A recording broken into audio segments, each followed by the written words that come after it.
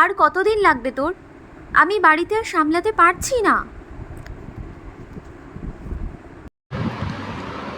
8 বছরের সম্পর্ক আমাদের। মধুমিতা যখন আমার হাতটা ধরেছিল তখন আমি সবে ওই মাধ্যমিক দেব, স্কুল ছুটির আনন্দে সাইকেলে বসে গল্প করতে করতে বাড়ি ফেরা, এই থেকেই আমাদের পথ চলা শুরু আর কি। একসাথে কলেজে উঠলাম, একই কলেজে ভর্তি হলাম। বয়সের তফাৎ বলতে ওই আমার থেকে 5 মাসের ছোট ছিল মধু। আমায় ভালোবেসে রিন্টু বলে ডাকতো। কলেজের ওই বয়সেই আমরা আমাদের ভবিষ্যৎটা সাজিয়ে ফেলেছিলাম। বিয়ের পর কিভাবে, কোথায় থাকবো, কিভাবে সুখ দুঃখ ভাগ করে নেব, সব সব। মধু কোনো দিন আমার কষ্ট বা চোখে জল সহ্য করতে পারতো না। আর ওর জন্য যদি কখনো আমি কষ্ট পেতাম, সেটাই ওর আরও বেশি কষ্ট হতো। ভালোবাসা বললেও হয়তো কম বলা হবে। মধুর আমার প্রতি যে ফিলিংসটা ছিল, ঠিক যেন এক মায়ের স্নেহের মতো। এতগুলো বছরে আমি কতবার রাগারাগি করেছি, বকাঝকা করেছি, কিন্তু ও একবারের জন্যেও আমার ওপর গলা উঁচিয়ে কথা বলেনি। আচ্ছা, তাহলে আজ আজ এমন কি হলো?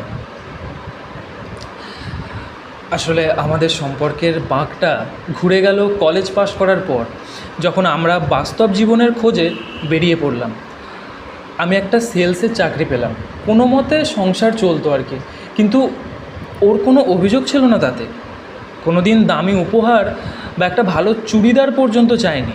পুজোয় আমি যেটুকু দিতে পারতাম, ও তাতেই এত খুশি হতো যেন এই ড্রেসটাই ও আজীবন কিনতে চেয়েছিল। আগের বছর বাবা মারা যাওয়ার পর এই সামান্য আয়ে সংসার চালানো কঠিন হয়ে পড়ল। চারিদিকের হাজারো চিন্তায় আমি মধুর প্রতিও একটু কম ধ্যান দিতে লাগলাম। কিন্তু ও প্রতিটা সেকেন্ডে আমার পাশে দাঁড়িয়েছে, আমায় আগলে রেখেছে। এখন আমাদের বয়স 25। একটা ছেলের জন্য হয়তো এটা ভবিষ্যতের প্রথম ধাপ, কিন্তু আমাদের সমাজে একটা অবিবাহিত মেয়ের জন্য এই বয়সটা মারাত্মক বিপজ্জনক। এই বয়সে এসে মেয়েটা লক্ষ্য করলো, যারা তাকে ছোট থেকে এত আদরে, এত আগলে মানুষ করলো, তারাই আজ তাকে জোর করছে অন্য একটা অচেনা বাড়িতে চলে যাওয়ার জন্য।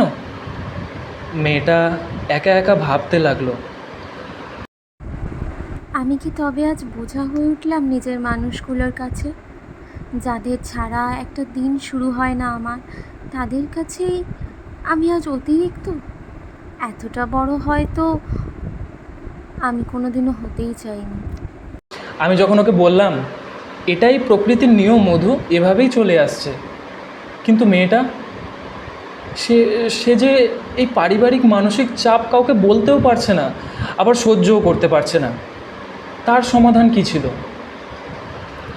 বাড়িতে থাকাই ওর জন্য দুর্বিষহ হয়ে উঠছিল। প্রতিনিয়ত তাকে অচেনা ছেলেদের ছবি দেখিয়ে এক প্রকার ঠিক করে দেওয়া হচ্ছিল যে এর সাথেই বাকি জীবনটা তোকে কাটাতে হবে। আর ততবার মধুর মনে পড়ে যাচ্ছিল 8 বছর আগের রিন্টুর সেই মুখটা, যাকে দেখে সে নিজের স্মৃতি কল্পনা করেছিল, সে নিজের ভবিষ্যৎ কল্পনা করেছিল। সেই জায়গায় সে অন্য কাউকে কোনো দিন বসাতে পারেনি, আর পারবে না। সেদিন বিকেলে গঙ্গার পাড়ে বসে মধু প্রায় 1 ঘন্টা চুপ করেছিল। তারপর হঠাৎ শূন্য দৃষ্টিতে তাকিয়ে বলল, আর কতদিন লাগবে তোর? আমি বাড়িতে আর সামলাতে পারছি না রে। আমি শান্ত গলায় বললাম, আমাদের তো একটা নিজের মাথা গোজারও ঠাঁই নেই মধু। তোকে এনেই ভাড়া বাড়িতে কোথায় রাখবো বল? আর আর বাড়ি না থাকলে তো তোর পরিবারও আমায় মেনে নেবে না। আমি চেষ্টা করছি, একটু একটু সময় দে আমায়। মধু আমার হাত দুটো চেপে ধরে বলল, আমার হাতে থাকলেই তোকে আজ সারা জীবন সময় দিতাম রে, বিশ্বাস কর। কিন্তু বাড়ির পরিস্থিতি দিন দিন অসহ্য হয়ে উঠছে।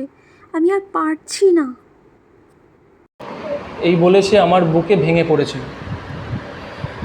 আমিও চুপ করেছিলাম, কারণ আমি বুঝতে পারিনি এই পরিস্থিতিতে আমার কি বলা উচিত।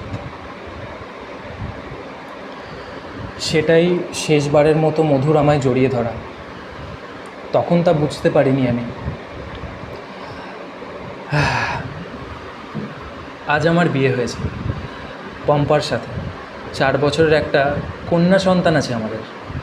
আজ যখন আমি আমার মেয়ের মুখের দিকে তাকাই, তখন একটাই কথা চিন্তা করি, মধুর বাবা সেদিন সিলিং ফ্যান থেকে মধুর ঝুলন্ত মৃতদেহ নামানোর সময় যে আফসোসটা করেছিল, সেই অপরাধ বোধ নিয়ে যেন আমায় কোনোদিন বাঁচতে না হয়, নিজের মেয়েকে যেন কোনোদিন মধুর মতো পরিস্থিতির মুখোমুখি দাঁড় করাতে না হয় আমায়।